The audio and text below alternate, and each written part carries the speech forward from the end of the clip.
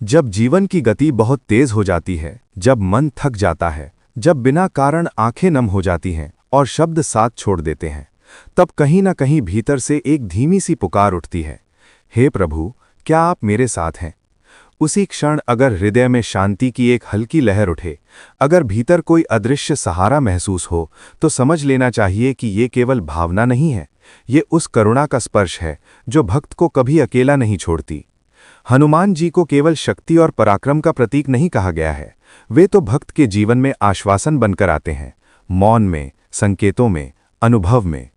शास्त्र कहते हैं कि जब भक्त का मन निर्मल होता है और हृदय में राम नाम बसने लगता है, तब हनुमान जी स्वयं उस घर में निवास करने लगते हैं, चाहे वो घर ईंट पत्थर का हो या मन और आत्मा का।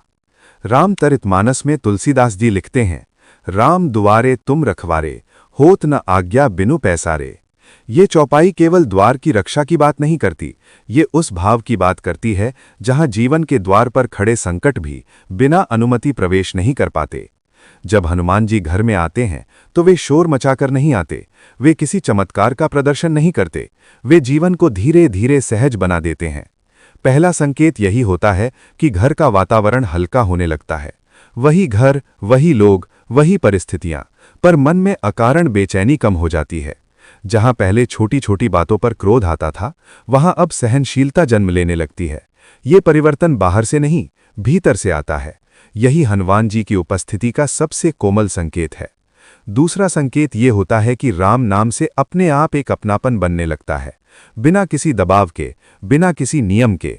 कभी चलते चलते राम राम निकल जाता है, कभी मन ही मन जय श्री राम गूंज उठता है। ये आदत नहीं होती, ये आकर्षण होता है। सुंदरकांड में हनुमान जी कहते हैं कि मेरा जीवन केवल राम के लिए है। जब किसी घर में राम नाम सहज रूप से बसने लगता है, तो समझ लेना चाहिए कि हनुमान जी वहां पहले से उपस्थित हैं, क्योंकि जहां राम नाम है, वहां हनुमान जी का वास निश्चित है। तीसरा संकेत जीवन के दृष्टिकोण में बदलाव के रूप में दिखाई देता है। समस्याएं समाप्त नहीं होती, पर उनसे डर समाप्त होने लगता है। पहले जो कठिनाइयां पहाड़ जैसी लगती थीं, अब वही कठिनाइयां रास्ता दिखाने लगती हैं। ये वही भाव है जो हनुमान चालीसा में तुलसीदास जी ने कहा, संकट कटै मिटे सब पीरा, जो सुमिरै हनुमत बलबीरा। यहां संकट के मिटने से पहले पीड़ा के कम होने की बात आती है। जब पीड़ा कम हो जाए, तब संकट भी बोझ नहीं लगता। ये संतुलन हनुमान जी की उपस्थिति से ही आता है। चौथा संकेत करुणा के रूप में प्रकट होता है।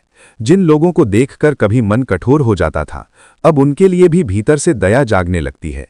किसी दुखी को देखकर मन ठहर जाता है, किसी की पीड़ा अपनी सी लगने लगती है।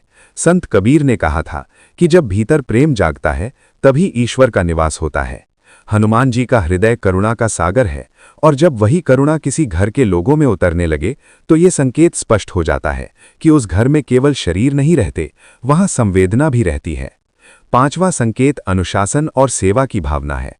बिना किसी दिखावे के, बिना किसी प्रशंसा की अपेक्षा के, मन सेवा की ओर झुकने लगता है। कभी माता पिता के चरणों में बैठने का मन करता है, कभी किसी जरूरतमंद की सहायता करने का, कभी केवल चुपचाप किसी के लिए प्रार्थना करने का। ये वही भाव है जो हनुमान जी के जीवन का मूल है। उन्होंने कभी अपने कार्य का श्रेय नहीं लिया, उन्होंने केवल सेवा की। जब ये भाव घर में आने लगे, तो समझ लेना चाहिए कि हनुमान जी वहां अपने संस्कार छोड़ रहे हैं। छठा संकेत ये होता है कि भय धीरे धीरे विदा लेने लगता है। डर पूरी तरह समाप्त नहीं होता, पर वो मन को जकड़ नहीं पाता। भविष्य की चिंता, असफलता का भय, अकेलेपन का डर, ये सब धीरे धीरे कमजोर होने लगते हैं। भागवत पुराण में कहा गया है कि जहां भक्ति होती है, वहां भय टिक नहीं सकता। हनुमान जी को अभय का दाता कहा गया है, और उनका ये वरदान बिना घोषणा के, बिना शोर के भीतर उतरता है। सातवां और सबसे सुंदर संकेत ये होता है कि घर में शांति स्थायी होने लगती है। ये शांति मौन की नहीं होती, ये जीवन की हलचल के बीच की शांति होती है। हंसी, बात, काम, जिम्मेदारियां, सब कुछ चलता रहता है, पर भीतर एक भरोसा बना रहता है कि कोई है जो संभाल रहा है। शिव पुराण में हनुमान जी को शिव का अंश कहा गया है, और शिव का अर्थ ही है कल्याण।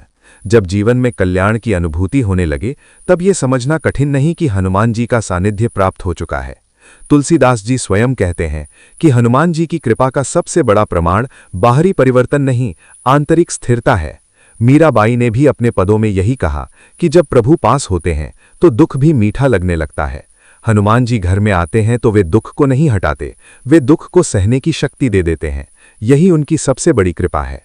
अगर आज आपके घर में संवाद बढ़ गया है, अगर मन में राम नाम के प्रति आकर्षण है, अगर कठिन समय में भी विश्वास बना रहता है, अगर सेवा और करुणा सहज लगने लगी है, अगर भय कम हुआ है और शांति बढ़ी है, तो इसे संयोग मत समझिए। ये उस कृपा का संकेत है जो शब्दों से नहीं, अनुभव से पहचानी जाती है।